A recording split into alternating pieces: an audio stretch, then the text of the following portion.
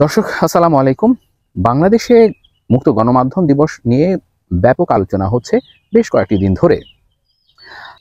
গণমাধ্যমের স্বাধীনতা নিয়ে বাংলাদেশের সাংবাদিকরা যেমন সোচ্চার হয়েছে গত কয়েকদিন ধরে, তারই ধারাবাহিকতায় বিভিন্ন অঙ্গ সংগঠন অনুষ্ঠান করছে এবং তাদের সমস্যাগুলোর কথা তুলে ধরছেন। এমন একটি সময় তারা এই সমস্যার কথা তুলে ধরছেন যখন সংস্কৃতি উপদেষ্টাকে প্রশ্ন করার ২৪ ঘন্টা পর অন্তত ৩ জন চাকরি হারিয়েছেন।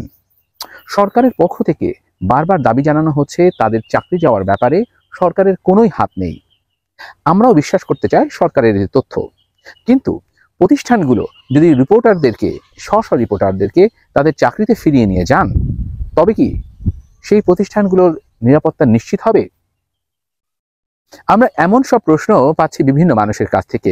কিন্তু প্রেস সচিবকে যখন গতকাল আলিয়াস প্রসেসে একটি প্রোগ্রামে জিজ্ঞেস করা হয়েছিল যে কেন এমন হচ্ছে, আগে যেরকম বিভিন্ন গোয়েন্দা সংস্থা থেকে ফোন আসতো, আগে যেরকম সরকারের দপ্তর থেকে ফোন আসতো, সেই সব বিষয় এখন থেমেছে হয়তো কিছুটা, কিন্তু মব বা ফেসবুক বা অন্যান্য মাধ্যমে থ্রেট করে যেভাবে সাংবাদিকদেরকে চাকরিচ্যুতির ঘটনা ঘটছে বা সেলফ সেন্সরশিপ আনা হচ্ছে, তা কি স্বাধীন সাংবাদিকতার জন্য আসলেই কাম্য?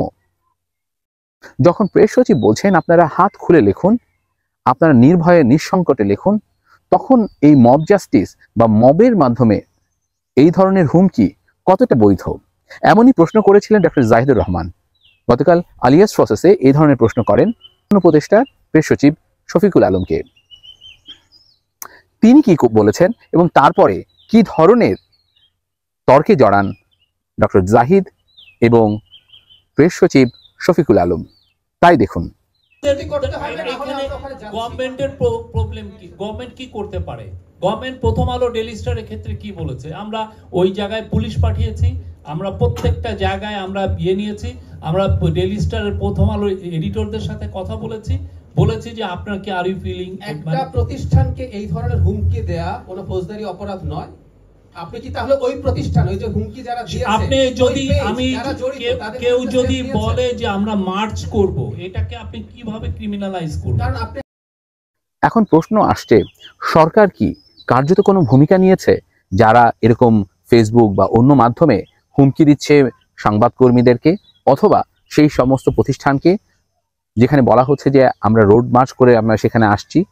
অথবা আমি প্রেস সচিবকে প্রশ্ন করেছিলাম যে সংখ্যা নিয়ে কোনো প্রশ্ন তোলাটা কি অনৈতিক কিনা। উনি উত্তর দিয়েছেন যে তারা কি একবারও বলেছেন এটা অনৈতিক? উপদেষ্টা কি বলেছেন এটা অনৈতিক? না, তারা বলেননি। তবে প্রশ্ন হচ্ছে, চাকরি যদি ওনারা ফেরত পান, সে সময় প্রতিষ্ঠানগুলো কি ওই একই রকম নিরাপত্তা পাবে? কেন নিরাপত্তাহীনতায় ভুগছে প্রতিষ্ঠানগুলো? কেন তাদেরকে চাকরিচ্যুত করছে? যখন সাংবাদিকদের জন্য একটি সুষ্ঠু পরিবেশ বহুদিনের কামনা, এবং এমন একটি সময় বাংলাদেশের মানুষ সেই সাংবাদিকতার সুষ্ঠু পরিবেশের কথা বলছে, যখন ডক্টর ইউনূস, যিনি একজন নোবেল পুরস্কার বিজয়ী, তিনি বাংলাদেশের কর্তৃত্বে বসে আছেন। আমরা কি এমন একটি পরিবেশ আসলে প্রত্যাশা করি? উত্তরণের উপায় কি, তাই না হয় সামনে ভাববো। সবাই ভালো থাকবেন, সুস্থ থাকবেন। খোদা হাফেজ।